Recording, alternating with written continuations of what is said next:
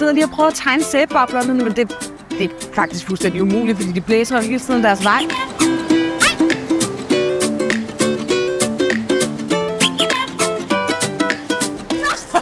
Jeg fik den! Det var sjovt! Jeg er også blevet meget gladere.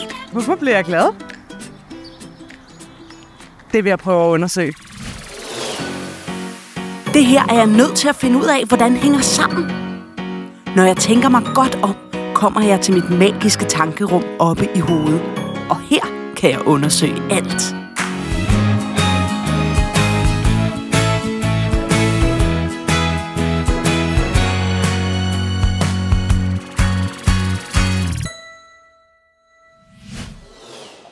Lige før da jeg bevægede mig, der skete der noget med min krop. Jeg kunne mærke, at jeg blev gladere. Men også jeg kan se, at der er noget, der er forandret. Jeg er rød i hovedet, og jeg sveder en lille smule. Og så trækker jeg vejret hurtigt. Men der er også noget, der føles anderledes indeni. Mit hjerte slår hårdt og hurtigt. Prøv at høre. Var det mit hjerte, der gjorde mig glad? Det må jeg prøve at finde ud af. Hvem kan jeg spørge? Ej, jeg tror ikke, han ved det. Nej. Måske... Nej, det vil være helt fjollet. Jakob, selvfølgelig!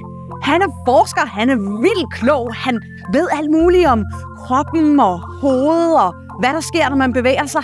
Ham vil jeg spørge. Afsted med mig.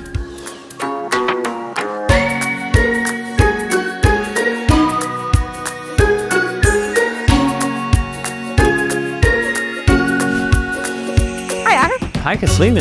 Må jeg spørge dig om noget? Ja, det må du. Okay, prøv at... Hvorfor bliver jeg glad, da jeg løb? Vent lige lidt. Prøv lige at tage det forfra. Hvad skete der egentlig? Ja, okay. Altså, jeg sad og tegnede, og så blæste mine tegninger væk, og så ville jeg jo prøve at fange dem, og så løb jeg rundt for at få fat i dem. Og så kunne jeg mærke, at mit hjerte begyndte at slå hurtigt. Og jeg blev rød i hovedet, jeg svedte en lille smule, og så blev jeg også glad. Men hvorfor blev jeg glad? Var det mit hjerte, der gjorde mig glad? Ved du egentlig, hvad hjertet gør? Ja, det slår. Ja, det gør det. Og når hjertet slår, så pumper det blod ud i kroppen.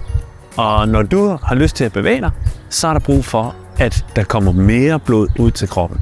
For at det kan det, så skal det altså vide af din hjerne, at det skal pumpe. Hvordan får det at vide? Hjernen sender noget, der hedder signalstoffer ud i kroppen. Signalstoffer? Ja, signalstoffer. Den sender signalstoffer ud til mine arm, for eksempel, når jeg gerne vil løfte den sådan her. Så der kommer signalstoffer ud nu? Ja. Så da tegningerne fløj deres vej, så kom der signalstoffer og sagde til mig, at nu skulle jeg løbe ud og hente dem. Ja. Det gik også hurtigt. Det var nærmest som om jeg ikke opdagede, at jeg skulle bevæge mig. Men er det så signalstofferne, der gør mig glad? Ja, nemlig. Okay. Altså når du gerne vil bevæge dig, så kommer der rigtig mange signalstoffer ud. Nogle går til hjertet, så det kan pumpe hurtigere. Og nogle kommer til benene og armene, så du kan løbe og bevæge dig. Ja. Og samtidig med, så kommer der nogle stoffer ud, der hedder endorfiner. Og endorfinerne gør dig glad. Nej, delfiner? Nej, endorfiner. Endorfiler? Endorfiner. Endorfiner. Ja, det er et sjovt ord. Ja. Endorfiner. Og de gør mig glad. Ja, endorfiner gør dig glad. Men kommer de ikke ud, når jeg sidder stille? Ikke så meget, som når du bevæger dig. Når jeg sidder stille, stener tv eller bare vil spille, bliver mit hoved fyldt, men kroppen den bliver flad. Tung og lad, træt og stille, men som et genopladeligt batteri kan jeg vække kræfter indeni. Det er ikke så svært, det er som en leg. Gør som mig, kom nu med op og stå. Prøv at mærke dit hjerte slå. Sæt dig ned og hop op. Mærk det inde i din krop, gå amok. Power energi, når jeg bruger min krop. Det føles som magi, når det lader mig op. Det pumper i mit blod, giver mig endorfiner, strømmer til mit hoved. Nu går jeg rundt og griner. Power energi, og det lader mig op. Prøv at mærke dit hjerte slå. Det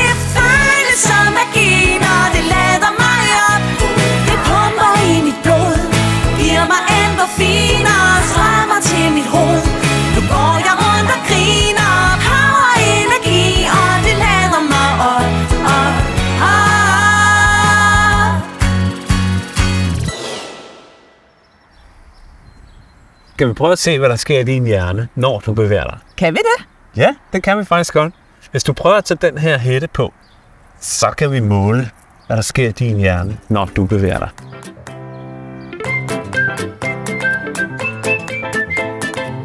Den her, den måler, hvad der sker i din hjerne. Og nu kan vi se, at der ikke sker så meget. Men jeg gør jo heller ingenting. Nej, men prøv at rejse dig op, og så gå ned i hug. Sådan her? Ja. Og nu kan vi se, at der sker en masse. Prøv at bevæge armene. Okay. Ja. Og nu kommer der en masse signalstoffer ud til dine arme. Så man kan se, at det går op og ned, sådan lidt bølger. Og her kan du se, hvordan din hjerne den er aktiv, når du bevæger dig. Det er signalstofferne fra din hjerne, som medfører, at du bevæger dig. Genialt! Prøv at se her. Her har vi jo lavet en masse undersøgelser af børn, der bevæger sig. Det vi undersøger, det er, hvad der sker i hjernen, når de bevæger sig. Og vi kan se, at der sker en masse ting. Der kommer endorfiner, som gør dem glade. Og vi har også undersøgt, at børn husker bedre, når de bevæger sig. Helt hvorfor, det ved vi ikke endnu, men det er vi i gang med at undersøge.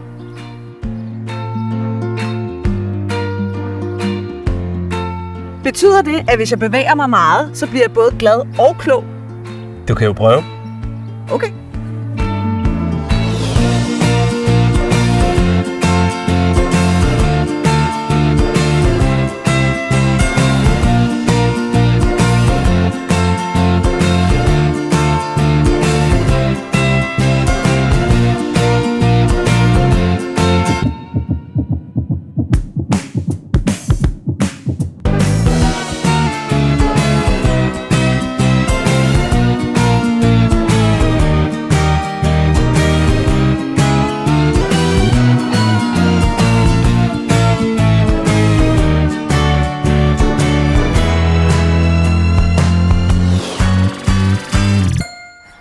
Ja. Det virkede overhovedet ikke. Jeg føler mig helt sindssygt træt nu, og jeg føler mig overhovedet ikke klogere. Nej, det bliver nok også lige lidt for meget. Man bliver faktisk ikke klogere lige med det samme. Nå.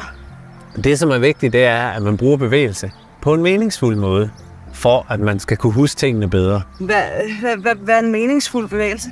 Jamen for eksempel, hvis man skal huske en firkant, så kan jeg forme en firkant. Ja. Trekant. Cirkel. Og et hjerte. Så er det nemmere at huske, hvordan de ser ud. Ja. Men glad, det kan jeg i hvert fald godt blive. Men hvordan skal jeg bevæge mig for at blive allermest glad?